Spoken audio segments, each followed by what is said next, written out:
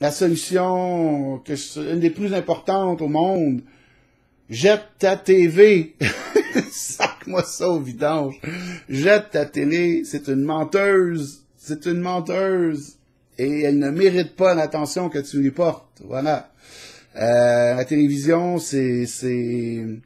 mon Dieu qu'on on est dépendant des médias de masse et incluant le divertissement, les jeux vidéo, le Pokémon, les cellulaires.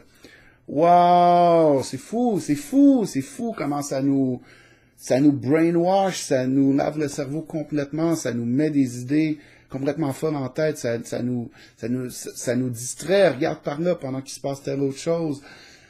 Et je dis pas qu'on peut pas des fois regarder un bon film, je le fais, moi j'aime ça, ou même, je sais pas, tu sais, je regarde des fois des épisodes de South Park, des trucs comme ça, ok, ça me fait rire, mais je regarde sur Internet, tout est sur Internet, fuck la télé, on va se taper des pubs en plus, puis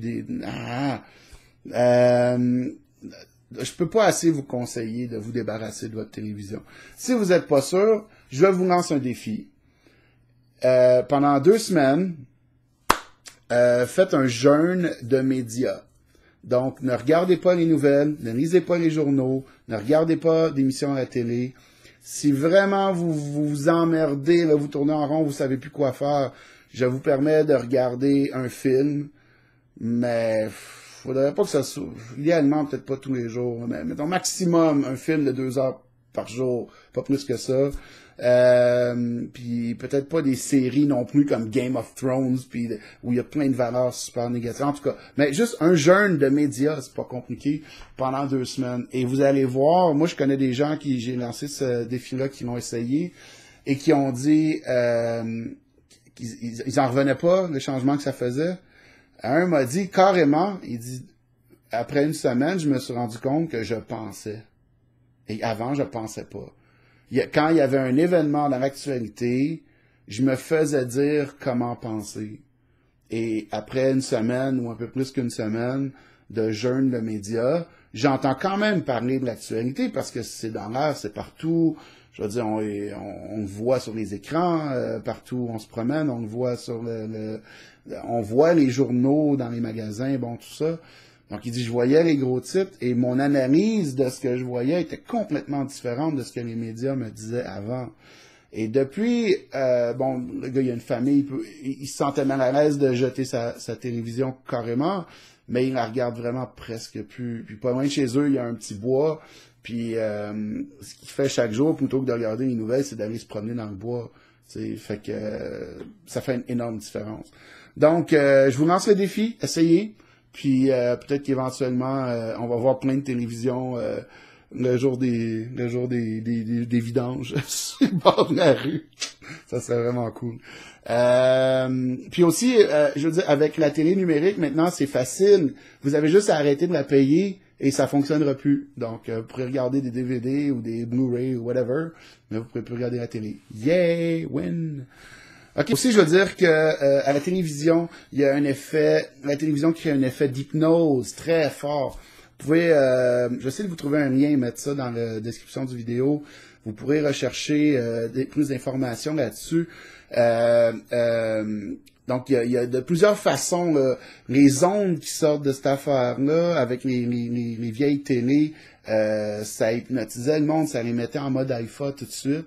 Avec les écrans au plasma, c'est un autre phénomène qui se passe, puis je connais pas assez pour en parler, mais de ce que j'ai compris, c'est pire, parce que ça interagit avec notre corps encore plus, c'est du plasma. En tout cas, faut faire attention à ça. Aussi, j'ai découvert, en anglais, c'est les mnemonics. Je sais pas s'il y a des gens qui connaissent ça. C'est quand on regarde les nouvelles ou les trucs de sport ou presque n'importe quelle émission, il y a souvent des graphiques avec des trucs qui tournent. Tu sais, ça arrive, puis ça tourne, puis il y a toujours un décompte quelque part, 10, 9, 8, puis toutes sortes de petits trucs qui bougent là-dedans et tout ça. Ça, c'est une technique d'hypnose visuelle. Et le décompte, ça prépare les gens, et c'est tout dans l'inconscient que ça se passe, ça prépare les gens à dire ce qu'on va dire là, c'est important, tu vas retenir ça, tu vas l'appliquer. Donc, il y a vraiment les couleurs sont utilisées, les symboles, la façon dont les phrases... Tu sais, il y a personne à la télé qui improvise jamais, ou presque.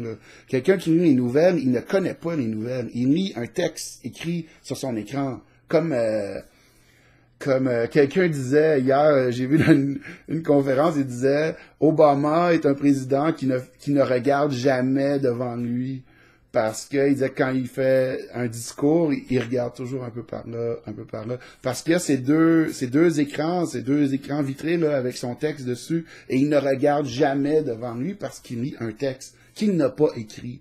Donc, c'est un acteur, point final, comme tous les présidents.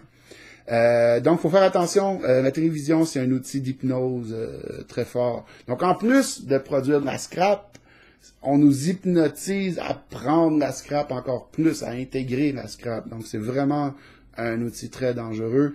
Et j'irais jusqu'à dire que la télévision, depuis qu'elle existe, ou en tout cas depuis 50 ans certainement, a presque remplacé l'école. C'est une plus grosse influence, selon moi, sur les jeunes que l'école. Et je suis content que les jeunes décrochent de la télévision maintenant, vont sur Internet. Je suis pas certain qu'ils vont chercher les meilleures choses sur Internet, mais on voit que la télévision est amenée à disparaître là, dans sa forme actuelle. Donc, on lâche pas.